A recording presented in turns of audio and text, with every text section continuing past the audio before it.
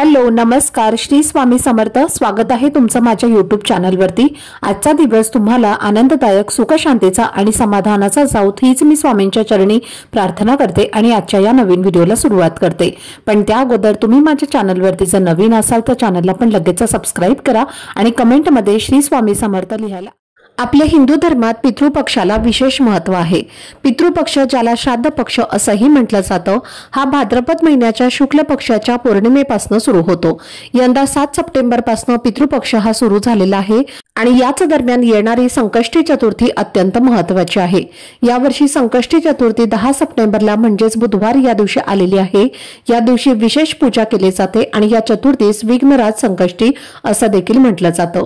धार्मिक मान्यतेनुसार संकष्टी चतुर्थीचं व्रत केल्यामुळे संततीला चांगले आरोग्य मिळतं, आर्थिक अडचणी दूर होतात आणि कुटुंबात सुख शांती आणि समृद्धी येते। याच दिवशी जो भक्त मनोभावे गणपतीची पूजा करतो त्याला जीवनातील सर्व संकटे पार करून यश मिळते आणि नकारात्मक ऊर्जाही दूर होते। त्याचबरोबर आई या दिवशी आपल्या मुलांच्या आयुष्यातील संकटे दूर होण्यासाठी व्रत करते, जेणेकरून त्यांच्या दीर्घायुष्याची आणि समृद्धीची प्रार्थना केली जाऊ शकेल। पूजा करण्याचा शुभ मुहूर्त सकाळी 6:04 सुरू होईल आणि 9:01 तो संपेल। संध्याकाळी पूजेचा मुहूर्त 4:58 सुरू होईल आणि 6:32 तो राहील। चंद्रोदय रात्री 8:06 वाजता होईल आणि त्यावेळी चंद्रदेवांना अर्घ्य अर्पण करायचा आहे। गणपती बाप्पांची आरती, जास्वंदाच्या फुलांचं अर्पण आणि दुर्वांचा हार घालून तुम्हाला उपवास सोडायचा आहे।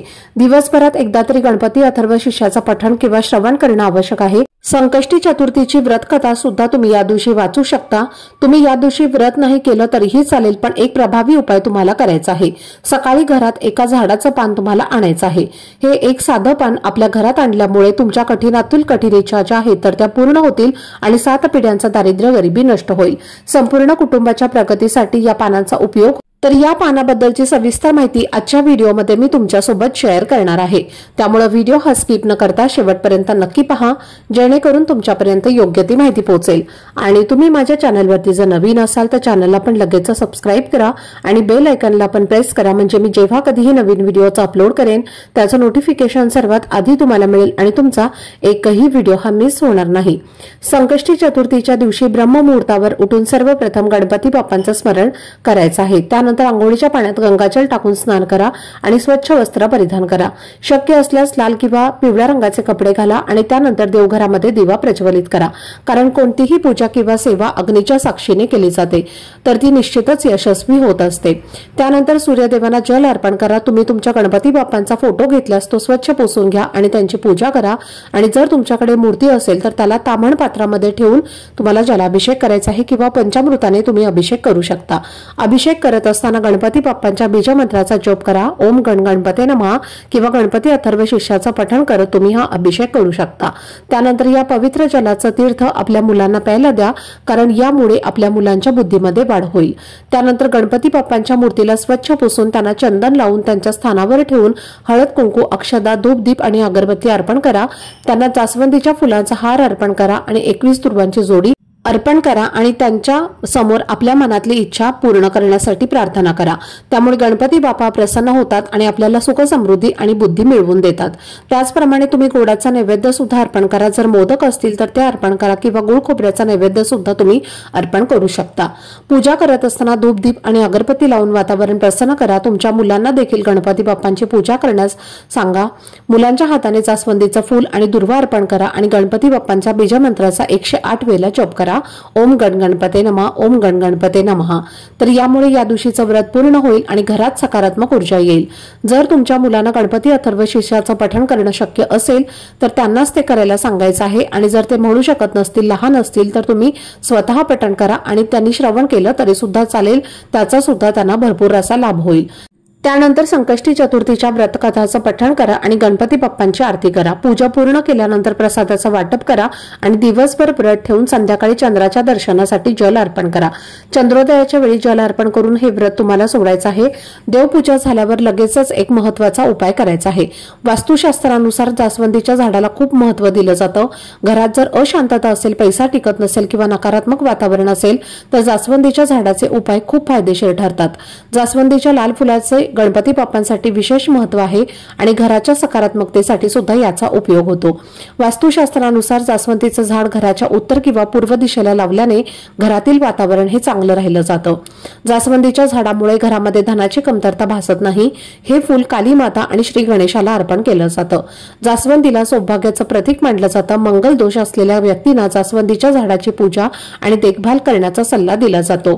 त्यामुळे मंगळ ग्रहामुळे होणाऱ्या समस्यांपासून मुक्तता मिळते। तुम्हाला लाल जास्वंदीचं एक पान जे आहे तर ते घरात आणायचं आहे, कारण त्याच्या प्रभावामुळे घरात सुख, समृद्धी आणि शांती येते। जास्वंदीचं पान आपल्या घरी आणल्यानंतर त्याला स्वच्छ धुवून पुसून घ्या आणि हा उपाय तुम्ही देवघरासमोरच बसून करावा। आता एक प्लेट घ्या, त्यामध्ये थोडंसं कुंकू घ्या, कुंकवात पाणी टाकून त्याचा गंध तयार करा। जास्वंदीच्या झाडाच्या काडीने त्या पानावर आपल्या मनातील इच्छा लिहा। उदाहरणार्थ तुम्हाला विवाहाची इच्छा असेल तर विवाह असं लिहा, नोकरी मिळवायची असेल तर नोकरी असं लिहा आणि धनप्राप्तीची इच्छा असेल तर धनप्राप्ती असं लिहा। तुमच्या मनापासून जे काही तुमची इच्छा आहे तर त्यावरती तुम्हाला अगदी शॉर्ट मध्ये लिहायचे आहे।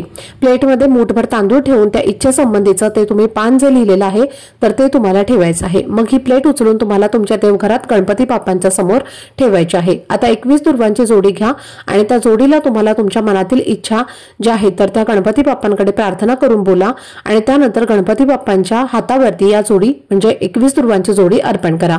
त्यानंतर देवघरात बसून तुम्हाला गणपती अथर्व शीर्षाचं पठण 3 वेळेला करायचं आहे आणि हे पठण केल्यानंतर एक वेळेला शेवटी फलश्रुतीचं पठण करायचं आहे। फलश्रुतीचं पठण केल्यामुळे तुमचं कार्य चांगल्या प्रकारे पूर्ण होतं आणि त्वरित लाभ मिळतो। त्याच वेळी तुमच्या मुलांना तुमच्या जवळ बसून गणपती अथर्व शीर्षाचं श्रवण करा। जर ते पठण करतात त्यांना येत नसेल तर त्यांनी श्रवण केलं तरी सुद्धा त्यांना त्याचा भरपूर असा लाभ होईल। आता गणपती बाप्पांचा मंत्र 108 वेळेला जपा, जसं की ओम गणगणपते नमः किंवा ओम श्री विघ्नहर्ताय नमः। तर या मंत्राचा जप केल्यामुळे बाप्पा तुमच्यावरती फार लवकर प्रसन्न होतात आणि सगळ्यात छोटी हात जोडून मनोभावे गणपती बाप्पांना प्रार्थना करा आणि तीच इच्छा जी तुम्ही त्या पानावर लिहिलेली आहे तर ती इच्छा पूर्ण होण्याकरता प्रार्थना करा। संपूर्ण दिवसभर तुम्ही त्या पानावरती जी इच्छा लिहिलेली आहे तर ते गणपती बाप्पांच्या समोर तुम्हाला ठेवायचं आहे आणि संध्याकाळी तेच पान आणि 21 दुर्वांची जोडी तसेच ज्या तांदळाच्या दाण्यांचा उपयोग केला होता त्यातले 21 तांदळाचे दाणे घेऊन तुम्हाला घराजवळ असलेल्या गणपती बाप्पांच्या मंदिरात जायचं आहे। मंदिरात गेल्यानंतर सर्वप्रथम दिवा प्रज्वलित करा आणि गणपती बाप्पांना हळद, कुंकू, अक्षदा, धूप, दीप आणि अगरबत्ती दाखवून अर्पण करा। जर तुमच्याकडे गोडाचा नैवेद्य असेल तर तोही अर्पण करा। जास्वंदीचं फूल अर्पण करा आणि त्यानंतर तुमच्या इच्छा लिहिलेलं जे पान आहे तर ते पानातली जे पानावरती तुम्ही इच्छा लिहिलेली आहे तर ती इच्छा तुम्हाला व्यक्त करत 21 दुर्वांची जोडी गणपतीला अर्पण करायची आहे। म्हणजे दुर्वांची जोडी गणपती बाप्पांच्या मस्तकावर ठेवून त्यांच्या चरणावर अर्पण करा।